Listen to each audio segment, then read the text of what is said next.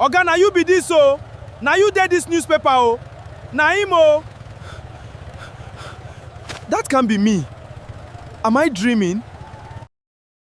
Tunde was standing in line at the newspaper stand, waiting to buy recharge card, when his own face stared back at him from the front page.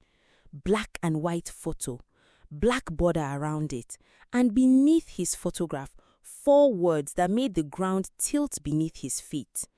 Tunde Adeyemi, final burial rites. He wasn't dead. He was standing right there, holding the newspaper with his own trembling hands. So why had his family already printed his funeral announcement, complete with a burial date 3 weeks away? And if you think that's frightening, wait until you hear this. The people preparing Tunde's funeral weren't waiting for him to die. They were already preparing to profit from it. Hit subscribe now because it only gets more dangerous from here. Tunde Adeyemi was 43 years old, healthy, and very much alive. He worked as an accountant in Benin City, lived a quiet life, and had recently returned from 2 years working a lucrative contract in Port Harcourt, a trip that had kept him away from his extended family longer than usual. The newspaper vendor recognized him immediately, going pale. "Oga, aren't you supposed to be?" Tunde didn't answer. He simply stared at the paper in his hands, reading the announcement over and over, as if the words might rearrange themselves into something that made sense. The Adeyemi family regrets to announce the sudden death of Chief Tunde Adeyemi, who died peacefully after a brief illness. Burial rites will hold on the 14th at his hometown, Ubiaja. Sudden death, brief illness. His own family's names listed as the ones announcing his death. His uncle, Chief Osaze, his cousin, Ehis, and his younger brother, Kelvin. Tunde's hands were shaking so badly he nearly dropped the paper. He called his brother, straight to voicemail. He called his uncle. No answer. By the 3rd attempt, his calls weren't even connecting anymore, as though his number had been blocked entirely all at once by everyone who should have recognized his voice. Confused and increasingly frightened, Tunde drove straight to his family house in Ubiaja that same afternoon, nearly 3 hours away. When he arrived, the compound was already transformed, canopies being erected, chairs stacked for a wake-keeping ceremony, and a framed photograph of himself draped in black cloth already positioned near the entrance. His mother, Mama Adeyemi, stepped out onto the veranda and took one look at him and screamed, not in joy, but in absolute terror, stumbling backwards as though she were looking at a ghost. Tunde, is that you? Ha! God forbid bad thing. Mama, it's me. I'm alive. What is happening here? His uncle, Chief Osaze, emerged from the house and his reaction was entirely different. Not shock, not relief. Panic.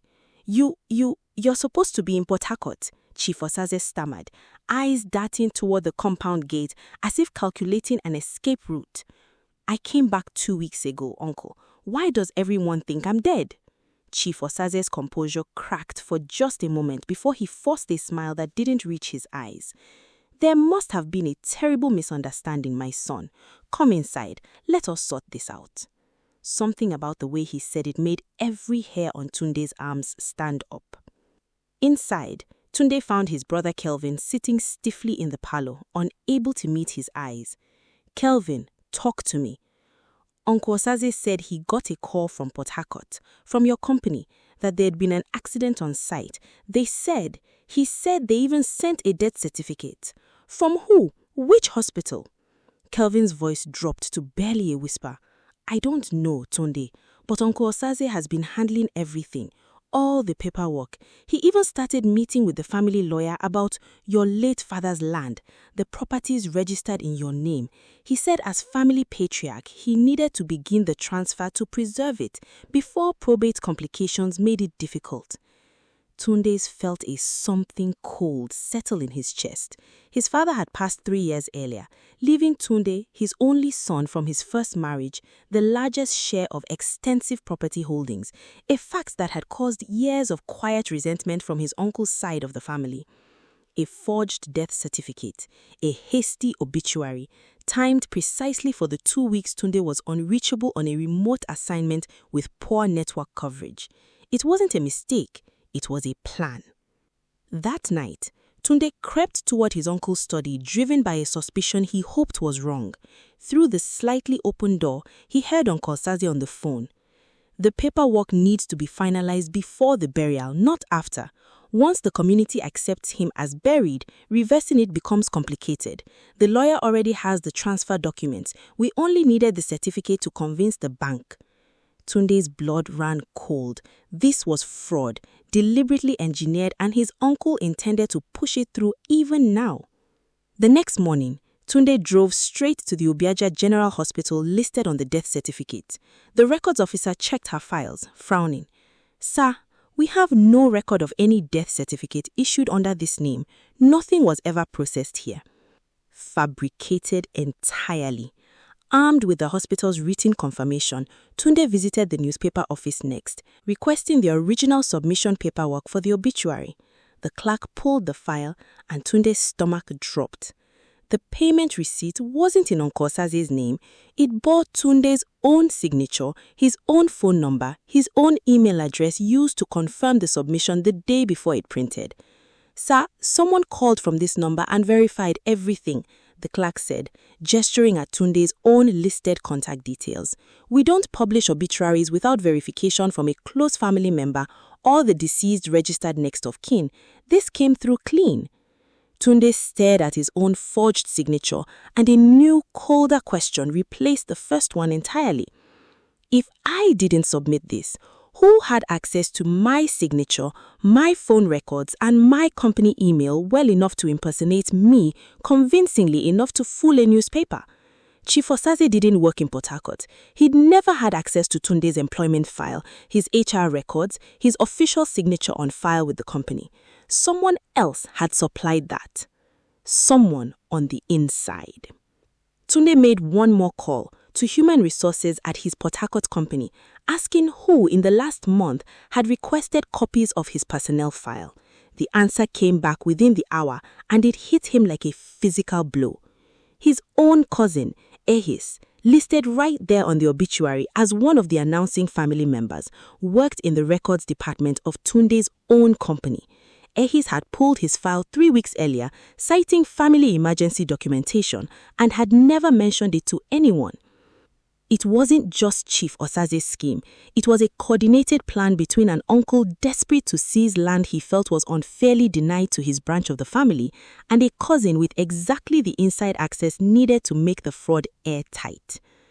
Tunde called an emergency family meeting that same afternoon, gathering his mother, Kelvin, Chief Osaze, Ehis, and several respected family elders who had traveled in for the supposed burial. In front of everyone, he laid out the hospital confirmation, the forged receipt bearing his own falsified signature, and the HR record showing exactly who had pulled his personnel file and when. Chief Osaze's composure shattered completely. That land should have been divided generations ago, not concentrated with one son who barely visits home.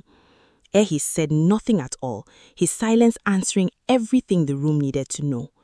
Chaos erupted, Tunde's mother weeping, distant relatives shouting, elders demanding explanations from both men at once.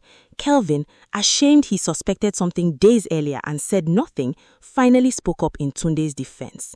The elders, horrified at the scale of the deception, forged signatures, stolen personnel records, and attempted sword built entirely on a living man's declared death, stripped both Chief Osaze and Ehis of their standing within the family council.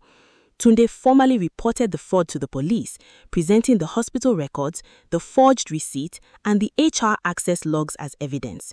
Both men were arrested within the week, facing charges of forgery, identity fraud, and attempted theft that could carry years in prison. In the months that followed, the property transfer was permanently blocked, the fraudulent certificate voided, and Tunde's ownership legally reaffirmed beyond dispute. His relationship with Kelvin slowly healed, the two brothers growing closer than they had ever been, working together to manage the properties their uncle and cousin had tried to steal. Tunde kept a single copy of that newspaper framed in his study, not as a morbid trophy, but as a reminder of how close deception, dressed up as grief, had come to erasing him entirely.